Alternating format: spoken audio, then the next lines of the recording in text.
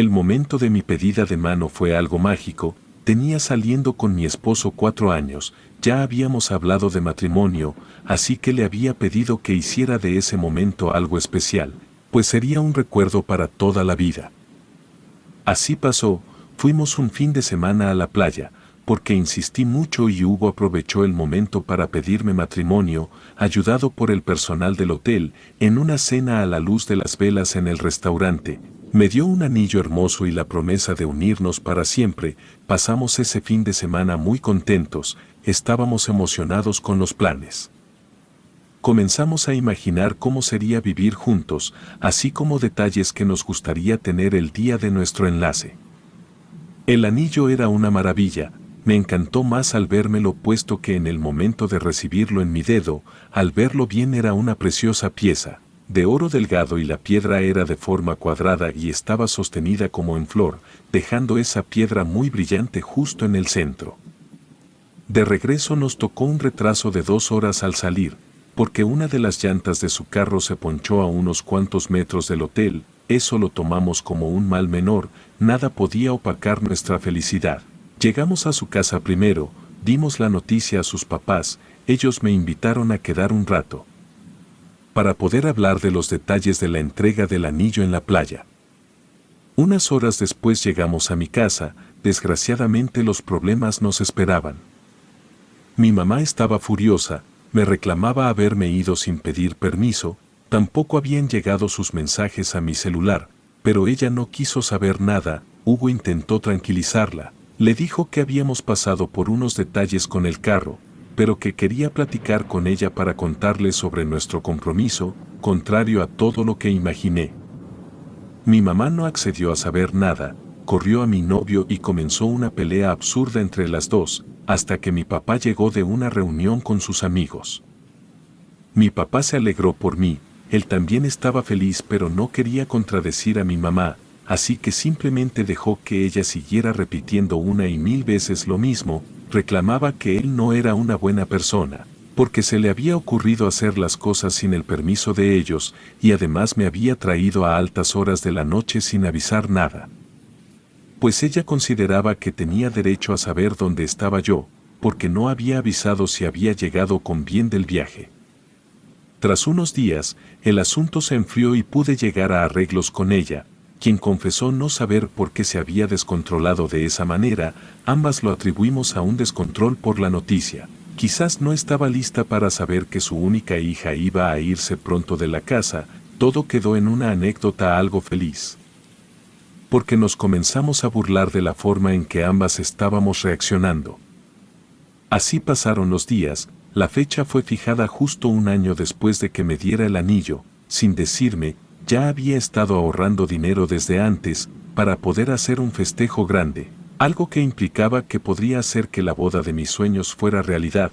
Para no perder tiempo, y por la emoción, lo primero que fui a ver eran los vestidos. Llevé a mi mejor amiga conmigo, para decirle que ella sería mi dama de honor.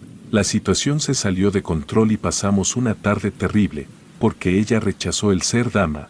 Jamás había escuchado ni sabido de una amiga tan cercana a la novia que rechazara tal cosa. Ella me argumentó que no tenía dinero, que iba a ser muy agotador. Además ella no podía tener una responsabilidad más, porque sentía que iba a morir de cansancio. Al parecer no me estaba contando toda la verdad en ese momento, a pesar de que así lo creí, pues después supe que ella estaba teniendo problemas con su esposo, hasta el punto de que se separaron. No sé si empezó en ese momento o antes a tener esos problemas, pero comenzó a estar alejada de mí cada vez más y no me lo tomé muy bien. Discutimos varias veces, antes de que ella decidiera bloquearme en todos lados. Tras una oleada de mucho trabajo, había decidido mantenerme enfocada solo en eso. Dejé de lado mis preparativos para la boda y sin darme cuenta habían pasado 2 meses, comencé a sentir mucha presión, por no saber por dónde empezar a acomodar todo. Tanto mi suegra como mi mamá se ofrecieron a ayudarme, pero no respetaron cosas que había dicho que quería o que no quería en el evento, y hasta el final de la boda me di cuenta y mi sueño de boda estaba a punto de convertirse en una pesadilla. Poco a poco los factores para el desastre comenzaron a presentarse. En mi trabajo renunció la jefa, un familiar del dueño tomó su lugar y aquel hombre, además de no saber nada de administración, era un dolor de cabeza por su actitud inflada, se creía mejor que todos, también durante una cita para ver un lugar de eventos. Perdí completamente la compostura y estuve a punto de golpear a mi prometido. Eso fue a medio año antes de casarnos. Fuimos a un lugar que nos había recomendado el mejor amigo de Hugo. Primero nos perdimos de camino por no poner atención. Veníamos discutiendo que él no había hecho nada de su parte para los arreglos de la boda. Él me decía que solo le mostrara opciones de lo que yo quería y me ayudaba a elegir, cosas que le pasan a todos los que se van a casar. Pienso que eso era, pero puedo jurar que nunca habíamos tenido tantas diferencias que durante la época de compromiso. Perdidos por una hora extra, llegamos y no podían darnos todo el recorrido del lugar. Harta, me comporté de la peor manera y maltraté a la persona que nos estaba explicando que tendríamos que cambiar la cita, si queríamos ver todo el lugar porque pronto sería la hora de la siguiente pareja. En medio de mi caos me puso de peor humor. Que Hugo se veía indiferente, estaba tranquilo y aceptaba todo. Aunque le decían que iba a ser difícil agendar pronto otra cita, simplemente ignoraba mis peticiones y decidió dar por terminada la cita. Al momento de alejarse, le grité que si ya estaba contento, porque yo estaba segura de que él no quería casarse, de la nada, sin siquiera haber tenido ese sentimiento o pensamiento antes. Le grité que yo estaba segura que él no quería casarse conmigo. Los empleados intentaron calmarme. Le pidieron a Hugo que regresara para conducirnos a un espacio, donde pudiéramos hablar un poco para tranquilizarnos. Hugo jamás había sido una persona que alzara la voz a gritos, pero en ese momento lo hizo. Comenzó a reprocharme cada pequeña cosa que le molestaba de mí.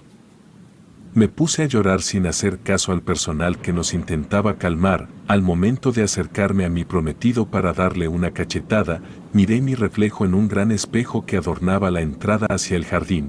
Ahí vi una sombra de una mano tomándome del hombro y podrían pensar que vi aquello por todo lo que estaba sintiendo, pero no es así. Porque hubo más testigos de eso, la chica que intentaba convencerme de ir a la sala de descanso y la señora que ayudaba a un joven a detener a Hugo para que no se fuera, miraron ese reflejo. Todos nos quedamos pasmados. Hugo no supo qué pasó y comenzó a preguntarnos, miró en la dirección a donde mirábamos todos, pero no logró ver nada. Salí de ahí en shock. El enojo se fue de pronto e hilé mi sensación de estrés constante con el dolor punzante de mi hombro derecho, que era justo el lugar donde vi brevemente aquella delgada mano negra. Era una especie de mano sombra que me tocaba. Tras pasar ese incidente, las cosas empeoraron. Increíblemente en algún punto comencé a perder cabello. No me di cuenta hasta que mi estilista me dijo que tenía una gran zona de la cabeza, con un pedazo completamente sin cabello. Era horrible y la ansiedad se apoderó de mí y terminé yendo al servicio de psicología que daba la empresa y comencé a tomar pastillas para poder estar tranquila. Hasta este punto, todos con los que platicaba me decían que era normal sentir tanto estrés, pues a muchas novias les pasaba, pero créanme cuando les digo que sentía que no me sentía yo misma, me veía en el espejo demacrada, siempre estaba cansada, explotaba de todo. Lo peor era que Hugo también comenzó a cambiar. Su carácter se volvió impredecible, a veces nos veíamos y era el de siempre, pero otras veces se enojaba fácilmente. Comenzó a subir de peso aceleradamente, se veía más viejo, unos 5 o 6 años más grande que su edad natural. Ambos sentíamos que las diferencias nos consumían, pero tampoco cancelábamos la boda o nos sentábamos a hablar. Seguimos con los preparativos peleándonos por cada detalle. Nuestras madres manejaban a su antojo todo sin pedirnos permiso. El punto de quiebre fue cuando comencé a soñar cada noche que Hugo me era infiel. Soñaba casi siempre lo mismo, aunque fueran diferentes lugares, como una casa, un parque o algún jardín. La constante era que yo encontraba a Hugo, después de buscarlo por largo rato, besando a una mujer delgada de largo cabello negro. Ella siempre era la que me miraba llegar, sus ojos me daban miedo, parecía que decían que estorbaba, no veía la cara de Hugo, pero sabía que era él, así que terminaba gritando barbaridad y media a los dos. Despertaba llorando o con la sensación del estrés carcomiéndome los hombros por la rigidez. Así llegó el mes anterior a la fecha de la boda. Nos íbamos a casar en octubre y en septiembre fui a probarme el vestido para ver si los ajustes estaban bien. El vestido era otro, los cambios no eran para mí, no me quedaba bien y tampoco era del color exacto que yo lo había pedido. Eso fue el colmo. Tras un drama de novela que desaté en la boutique, me encerré a llorar en el carro 2 horas, mientras mi mamá me esperaba afuera pacientemente. Cuando alcé la vista, cansada de llorar en el asiento trasero del carro, abrí la puerta para decirle a mi mamá que estaba mejor, pero ella dio un grito tapándose la boca con ambas manos. Después volteó a ambos lados mirando si alguien la había escuchado. Después me pidió que saliera del carro. No dejó que me saliera normalmente, me jaló de un brazo para sacarme con rapidez, miraba el interior del carro una y otra vez, después se dirigió a mí, diciendo que no me asustara, cosa que me asustó más. Me dijo que cuando me moví para hablarle, alcanzó a ver la cara de una mujer que se asomaba entre las cosas que teníamos para la boda en la parte de atrás. Ahí estaban los centros de mesa, junto con otras cosas más, pero entre ellas había visto la cara de una mujer, asomándose para luego desaparecer.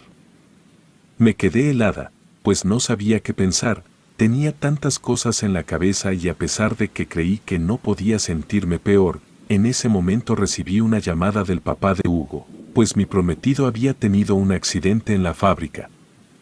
Mi mamá de inmediato se metió al carro, ella tomó el volante para evitar que yo manejara y salimos en segundos del estacionamiento de la boutique. Cuando llegamos, su papá estaba con él en el cuarto donde le acomodaban el hombro, había caído sobre él una caja que estaban acomodando los almacenistas, al parecer la grúa había tenido un fallo, quedando de tal modo que se deslizó la caja de lado, cayendo donde estaba Hugo revisando unos papeles con otros empleados. Afortunadamente no había pasado a mayores el accidente, estaría bien en un mes tras la revisión y los medicamentos para desinflamar. Me olvidé de todo y él tenía una actitud dulce conmigo. Yo recobré mi carácter en ese momento y solo me dediqué a atenderlo, a cuidarlo, me desviví por él y lo notó. En ese momento ambos tuvimos la idea de aplazar la boda, pero nos recomendaban nuestros padres que hiciéramos lo posible por llevarla a cabo, porque ya se habían liquidado muchos de los pagos por diversas cosas. Pedí los días de mis vacaciones para estar con él. Me fui a quedar a la casa de sus papás para estar al pendiente y afortunadamente comenzamos a llevarnos mejor, hablábamos más, comenzamos a recordar por qué queríamos al otro. Pero no fue de la nada, hubo un factor determinante que provocó el cambio, y eso era que el anillo se me había caído por el bajante de la tarja donde lavaban los platos. Al momento de ir a la casa de Hugo para atenderlo porque sus papás tenían trabajo, sobre todo su papá, comencé a encargarme de limpiar y recoger las cosas para no dejar desordenada la casa, lavando todos los trastes que usé para preparar la comida. Sentí como ya no tenía el anillo puesto.